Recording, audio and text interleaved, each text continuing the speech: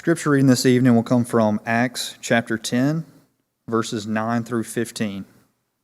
Acts 10, 9 through 15. I'm reading from the English Standard Version. The next day, as they were on their journey and approaching the city, Peter went up on the housetop about the 6th hour to pray.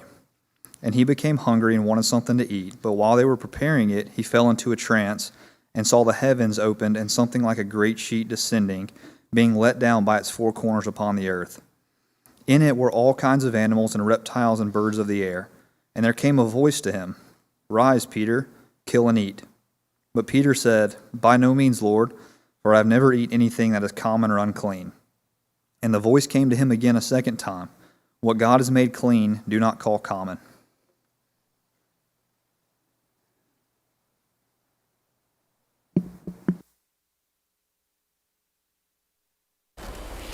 Tonight, we're going to be looking at our Second Sunday Essentials, as we call this. And this is, as I mentioned, those fundamental elements of Christianity, those essential fundamental things we need to know. But before we get started with that, I do have just a little bit of housekeeping to do real quick. And that is, we are going to be having a meeting this Wednesday at 6 o'clock for anybody who's interested in participating in the mission trips that are coming up. We have a couple of mission trips. One is scheduled to go to Italy, and another one going to Paraguay. This year, by the way, is the 10-year anniversary of the church plant in Paraguay, and so it's going to be an exciting time. And so we invite you to join Andrew and myself as we go down there, as well as to Italy to some work we're going to be doing there. So this Wednesday, 6 o'clock, room 107 right over here at the church building. All right, so when you think about fundamentals and those essential elements, there's lots of things that come to mind. We've talked about many of these things. These are things that new Christians need to understand, things that as you are learning about the Christianity, learning about the things that are in the Bible, there's so much to learn. In fact, it's a lifelong endeavor. And so we started out by talking about the chronology of the Bible timeline. We looked at the books and how they're organized and everything. We looked at personalities and how to study the various personalities of the Bible. And then last month we had Bible geography, looking at the places of the Bible. So tonight, continue down this list, we're going to look at cultures, because this is a very important aspect of understanding the Bible. And of course, as we continue this series, we'll get into doctrinal things as you see there on the screen. But one of the things about Bible culture, as we've said on every one of these so far, whenever you're talking about these things in the Bible, we need to understand these are real events, real people, real places, and these are now going to get into some real issues, culture. These are all real things. This is not just some movie made-up character or a fictional character in a book. These are real people that lived and breathed and died, just like all of us do. All right, so what is culture? You know, some people, this is one of those things that's very difficult to define. Whenever you think about what is culture, somebody will say, well, I went out to the Mexican food restaurant last night and got me some culture. You know, or maybe I'm going to go to maybe a Greek wedding or something and get me some culture. Well, there's a whole lot more to culture than that. That's just a little glimpse into culture. And of course, here's the academic definition. You know, the customary beliefs, the social forms, the shared attitudes, values, and all that. Okay, what does that mean? Well, this is what it means. When you get into culture, you're dealing with the things that have to do with the way people live, the way people dress, and the foods they eat. I mean, just think about it. When you go to the Mexican restaurant, all right, I think pretty much everybody likes Mexican food or Italian food. When you go into the Mexican restaurant, what do you hear? You hear Mexican or Spanish, Latino music. You hear them speaking a language. A lot of those people that work there, a lot of times are from those countries. They'll dress that way. And if you get to go to some of those places, you'll see the way they live. Their houses are different than what we have right here in Milton and Pace, Florida.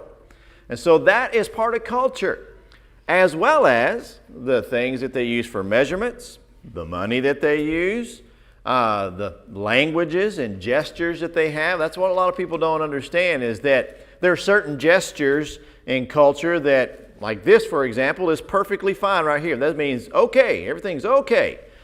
You don't do that in Middle Eastern countries. And if you do this down in Brazil, or if somebody does this to you, they're not saying okay, they're saying give me a moneda, give me a coin, I want a coin. And so gestures have influence on culture, or what makes up culture. The way people greet each other. We here in the United States, we shake hands and we hug. But you go down to Paraguay and they have what's called dos besos, where you kiss on each side of the cheek. It was really uncomfortable in Argentina. The men, they grab each other by the back of the head and they kiss each other on the cheeks. Very uncomfortable. I prefer handshaking. And so there's all kinds of things, bowing, different ways that people greet each other and their behaviors, as well as activities and sports and entertainment. You go down to South America, where we lived, and I mean, it's all about soccer everywhere you turn. They have no idea what Friday night football is all about. Couldn't care less. Or even baseball, and you don't even see basketball down there. So it all depends on the culture that you're in. So with that in mind, the Bible, the people of the Bible have a culture, and here's why it is important to learn. Never interpret the Bible through your own cultural and social context, because it is not the same. So many times people will say, well, why did he do that? Why did this happen? What's going on here? Why they say this? Why they say that? Well, it's because you need to know the culture of the time. Don't look at it as an American in 2023. The way we do things, say things, act and think and believe is way different than what they did. So what we do is we draw out the principles and the applications that are relative to us. But understanding the culture is so very important, because it helps you understand the Bible that much better. For example, when you get into things like the things that the Bible talks about, when you go, for example, in 1 Corinthians chapter 11, verse 16, Paul is writing, he says, "But if anyone seems to be contentious, we have no such custom, nor do the churches of God." And here he's talking about women covering their heads and things like that. You also think about the fact that those early Jewish Christians, they wore prayer shawls. So does that mean we're supposed to do that? Can we look at it the same way? No, it's different. And same thing when it comes to mourning. They would put on sackcloth and throw ashes on their head and things like that. I don't know the last time y'all been to a funeral, y'all have ever seen anything like that, but we don't do that, do we? So it shows you how culture plays a point or a major part in understanding the Bible. Of course, washing feet, greeting with a kiss, a bowing, arranged marriages. How about that? Boy, that would go over like a lead balloon right here, wouldn't it, in the United States? No son, no daughter, you don't get to pick who you're going to go out with. I got my eye on somebody. We're going to arrange your marriage. And so betrothals, dowries, and even annual pilgrimages. This helps us understand there's so much to culture in the Bible, and it's why it's important to understand. Now, I've got, I don't know how many slides. I have a feeling I'm not going to get through all of them. I'm not going to try, but we'll see how it goes. There is so much to culture, there's no way I can cover everything, but let's see what we can do here. First of all, you think about the way people live. They lived primarily in walled cities. I don't even know if we have a walled city. I'm not talking about, what do you call those, gated communities. That's not what I'm talking about. I'm talking about walled, protected cities. Like you can go to Jerusalem today and you can still see walls around that city. And in those cities, they lived in these basically stucco or brick houses, mud brick houses, mostly square. And a lot of times, as you see in this picture, this depiction, there's animals that are also living in the house. And I don't mean cats and dogs. I'm talking about livestock would come into the house. It's how they would protect their animals. And then you have these flat roofs. This is really actually very common in the majority of the world. This type of housing right here. You go to South America, it's all over down there. It's all over India. It's all over the Middle East. I mean, this is a very, very common type of housing that's been around for millennia. And so whenever you think about that, and you have these houses with these flat tops on it, then whenever you read passages like what Jake read for us, whenever it talks about Peter going up on the roof, well, it's not like our roofs. You know, you don't want to go up on some of these roofs around here because the pitch and everything that they have is not a very comfortable place to be anyway. But their houses were designed to be that way, so they could go up and, in this case, pray. He also talks about going up on that 6th hour. We'll talk about that in a minute because now you're getting into more culture. What do you mean the 6th hour? Is that 6 o'clock? Or what's he talking about there?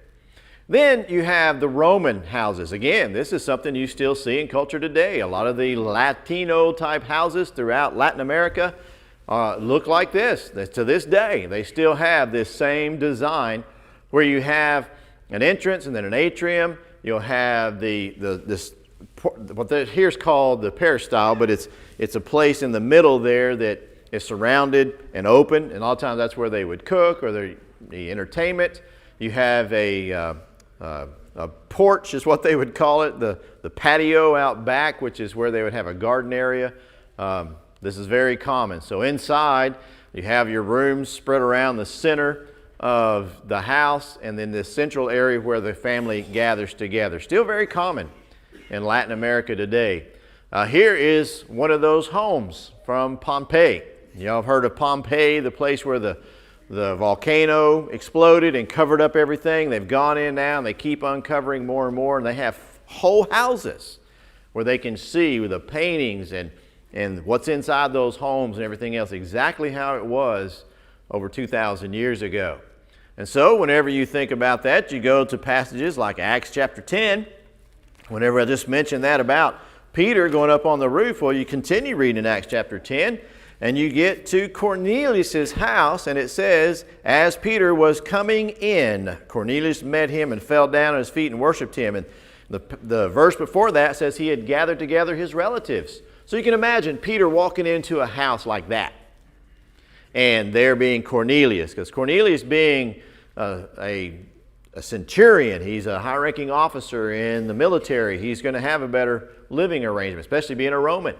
And so, in this case, imagine something like that Peter walked into. You can't talk about houses without talking about bathrooms, right? That's always what everybody wants to know. I remember first time I ever went up to Kennedy Space Center.